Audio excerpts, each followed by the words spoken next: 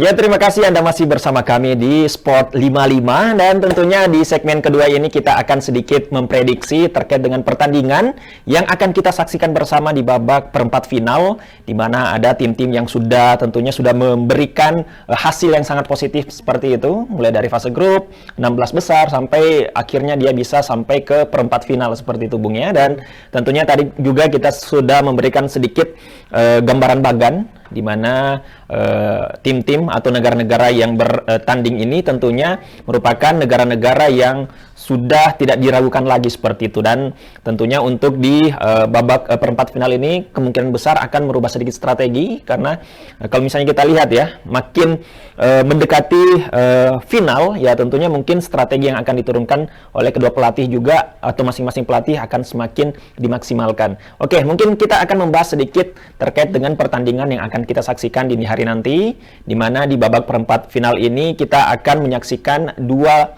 laga yang akan bertanding, di mana yang pertama Swiss versus Spanyol, ya, dan tentunya ada Belgia versus Italia. Nah, mungkin yang pertama dulu kita ke Swiss Spanyol. Bung Fahmi, prediksinya terkait dengan dua negara ini seperti apa? Saya rasa Swiss pasti telah belajar banyak melawan Prancis, di mana di laga kali ini pasti Swiss akan tetap menurunkan formasi yang seperti biasa. Cuman kita akan melihat apakah mereka cenderung menunggu dari Spanyol atau mereka akan agresif di awal. Karena Spanyol kita tidak bisa pandang remeh. Ada beberapa strategi yang kita kenal Spanyol dengan tiki-takanya. Tetapi ada beberapa laga mereka agak tidak terlalu memaksimalkan tiki-taka itu. Bahkan mereka merombak beberapa skuad dan strateginya untuk bisa memaksimalkan gol-gol yang tercipta. Oke, kalau misalnya kita lihat ya, contoh misalnya Swiss ya.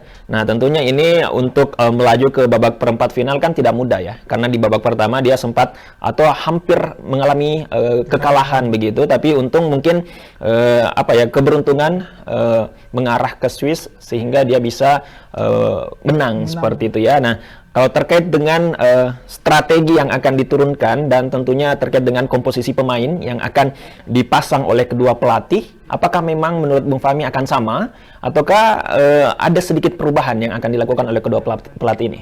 Saya rasa kalau Spanyol tetap akan menurunkan skuad yang ada dan strategi yang sama. Seperti di dua laga sebelumnya ketika melawan Slovakia dan juga melawan di babak 16 besar kemarin. Sedangkan Spanyol, Swiss akan tetap menggunakan formasi 4-3-3.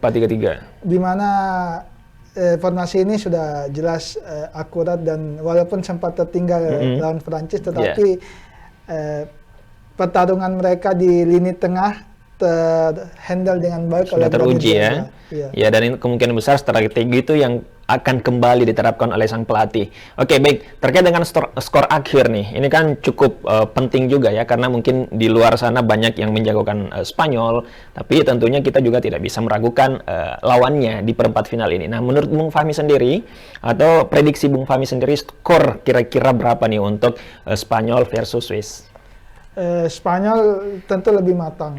Terbukti di pertandingan sebelumnya di babak 16 besar, walaupun mereka kebobolan lewat gol bunuh diri di gol pertamanya waktu lawan Kroasia kemarin, mereka sempat bangkit dengan support dari pemain-pemain di tim cadangan. Tentu saya tetap mengunggulkan Spanyol kecuali ada faktor keberuntungan di dalamnya yang mana terkadang membentuk tiang gawang ini.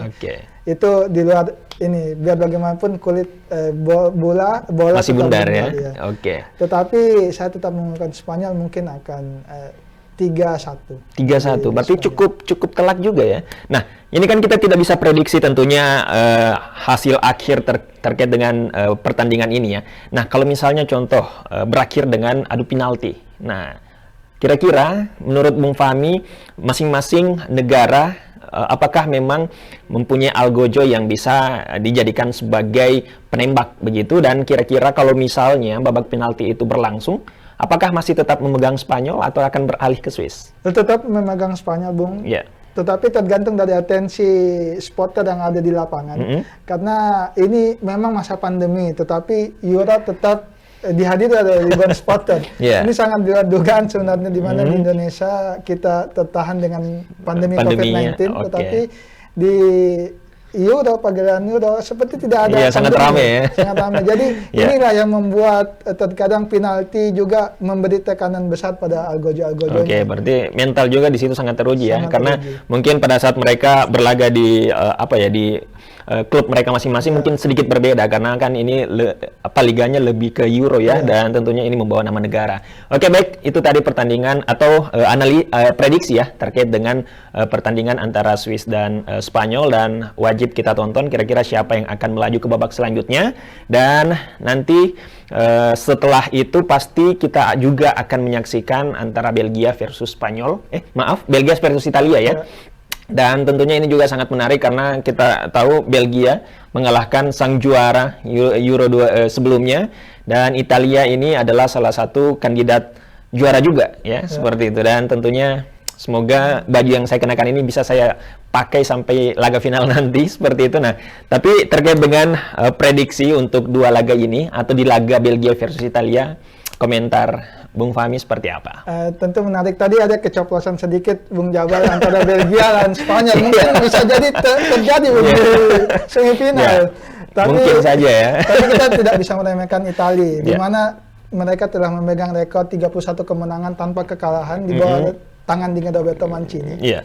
Ini tentu akan menjadi tantangan berat bagi Belgia, di mana sendiri kita tahu Belgia lebih sering memakai 3 back. Justru dengan 3 back inilah terkadang terjadi beberapa celah jikalau tim lawan bisa memaksimalkan celah itu. Tetapi ketika mereka tidak menemukan celah itu, mereka akan bertahan total, maka akan kesulitan jikalau tidak adanya